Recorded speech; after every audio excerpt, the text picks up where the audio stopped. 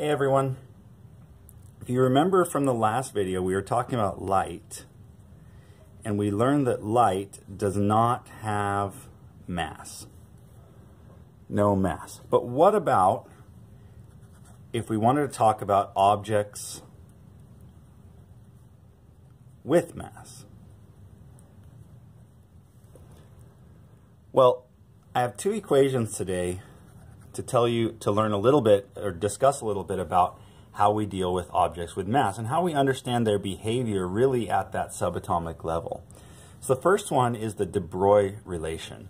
So the de Broglie relation says that the wavelength of any particle with mass is equal to h over mv.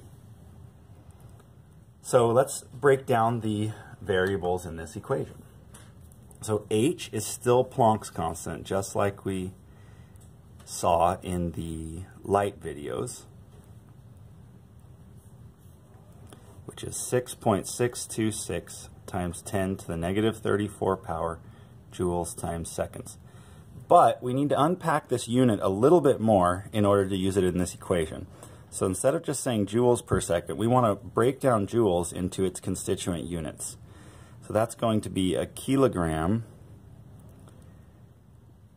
meter squared per second squared, and then of course still times a second. So that second is going to cancel one of the seconds here, which is going to leave this unit here for the unit that we need to use in the equation. What we want to know is specifically is that the mass in Planck's constant is kilograms. So down here, the next variable in the equation is a mass. Now the mass, we need to note, is a mass of the particle we're talking about, or the object, the baseball, the proton, the electron, whatever we're talking about, in kilograms. Last, v is the velocity. So don't get that confused with frequency, the letter nu in the light equations. This is the velocity, and we'll measure that in meters per second. All right, so that is the wavelength of any object with mass, because you have to have mass, so we can't use this for light, but we can use this for everything else, like a baseball, a truck, but more often we want to use this for subatomic particles like protons and electrons and neutrons. The next equation is what we call the uncertainty principle. So, or Heisenberg's uncertainty principle.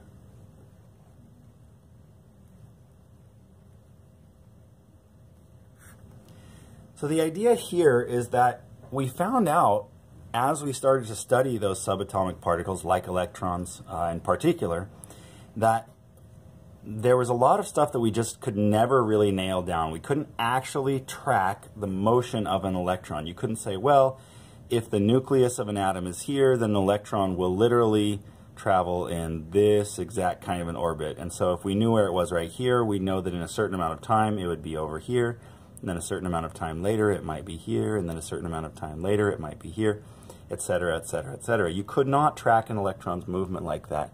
We actually have very little knowledge of how an electron moves around, at least as a particle. But we can describe what's called its uncertainty, which is that inherent property. We're able to nail down what exactly we don't know about it. And there's two terms for the uncertainty. So the equation looks like this.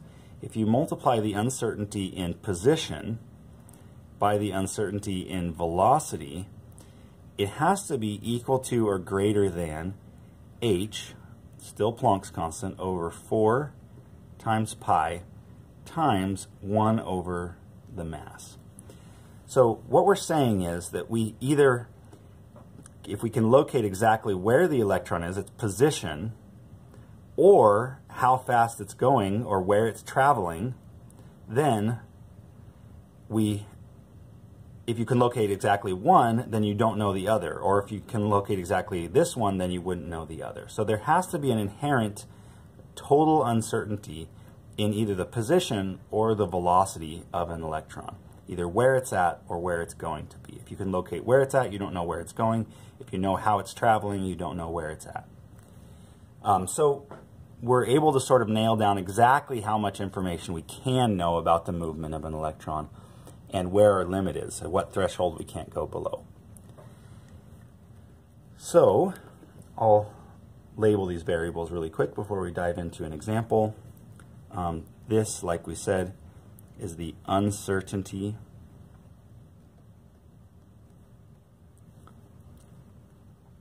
in position, which means where the electron or other particle is at. And then this one here is the uncertainty in velocity,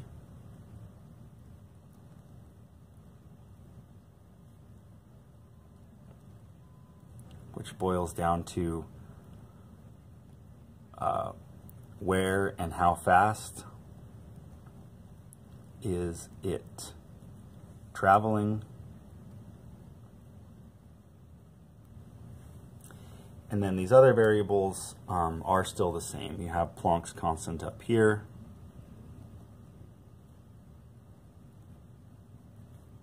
and the mass in kilograms.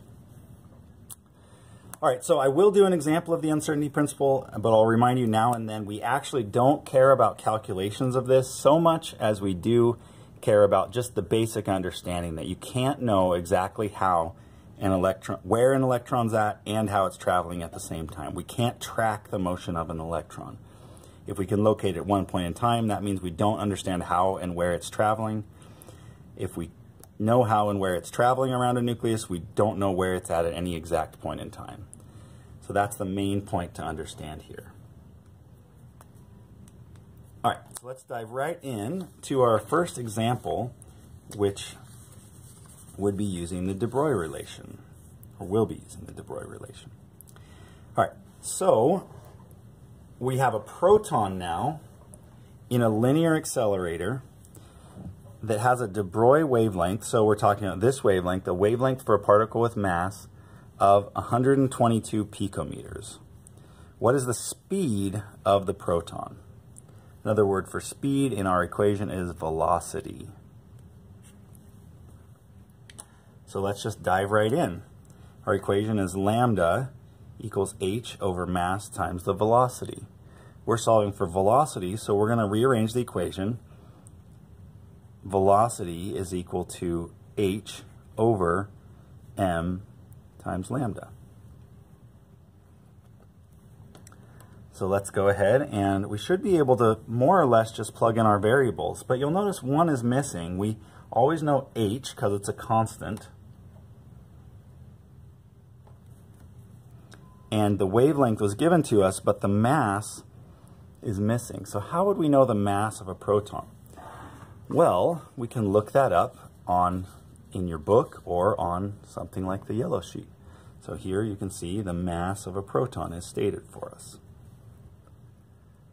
All right, so we'll go ahead and list those, and we'll just go ahead and write them in to the equation. H is still 6.626 times 10 to the negative 34 power. And I'll write out the units: kilograms times meters squared per second squared times seconds. So that's a joule right there times seconds, divided by the mass in kilograms. So in kilograms, a proton's mass is 1.6726 times 10 to the negative 27th power kilograms, times the wavelength, which was given to us in the problem. Remember, replace the pico with a times 10 to the negative 12 with its multiplier. 122 times 10 to the negative 12 meters.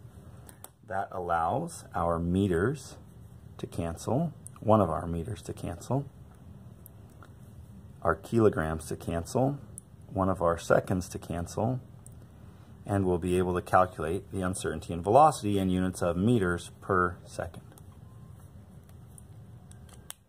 Plug that all into your calculator, and you should get out an answer of 3,250 meters per second is the velocity of that particular proton.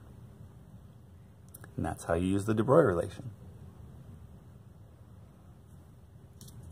So next up, we'll look at the uncertainty principle. And I'm going to warn you one more time that chemists actually don't care so much about doing problems like this. So I wouldn't say you need to practice a lot of these. It's not a crucial thing that we learn, but I will tell you that it's important to understand the principle. So I want to do one quick example just to show you what we're talking about here with the principle itself. So the problem says an electron traveling at 3.7 times 10 to the 5 meters per second, so this is its velocity, has an uncertainty in its velocity of 1.88 times 10 to the 5 meters per second. So that's its uncertainty in velocity. Use delta here to indicate uncertainty. What is its uncertainty in position? So if we come down here to our equation and we rearrange the equation to solve for just the uncertainty in its position, the equation would rearrange to the uncertainty in its position is going to be equal to or greater than h, Planck's constant, divided by 4 pi times 1 over the mass, times, then of course we had to divide by the uncertainty and velocity, so the uncertainty and velocity, and we can turn that all into one big equation. H over 4 times pi times the mass times the uncertainty and velocity. And just go ahead and plug that information in. So H is still Planck's constant, so that's still 6.626 times 10 to the negative 34 power kilograms times meters squared per second squared times seconds. So that's the joule again, divided by 4 times pi times the mass. So this is the mass of an electron, so we'd go back to our yellow sheet and find the mass of an electron. The mass of an electron is 9.1095 times 10 to the negative 31 kilograms times the uncertainty and velocity that was given to us in the problem of 1.88 times 10 to the 5 meters per second. We'll check our units. This seconds cancels one of the seconds. This meters cancels one of the meters. This seconds cancels the other seconds. This kilograms cancels the kilograms, leaving us with meters for our answer. And our final answer is that the uncertainty in position is equal to or greater than 3.08 times 10 to the negative 10 meters. So again, these numbers for us, we don't exactly care, for at least for our class in chemistry, exactly the uncertainty in velocity, and then this is an equal to or greater than. So there may even be more uncertainty in position in any particular experiment. But we do need to understand that there is a balance there. That you just can't know exactly how fast an electron's going and exactly where it's at the same time. So, and it's good to go ahead and work through some of these equations to learn how to calculate that, how to work with these variables, how to cancel out the units, those kind of things. So with that, I will leave you to it.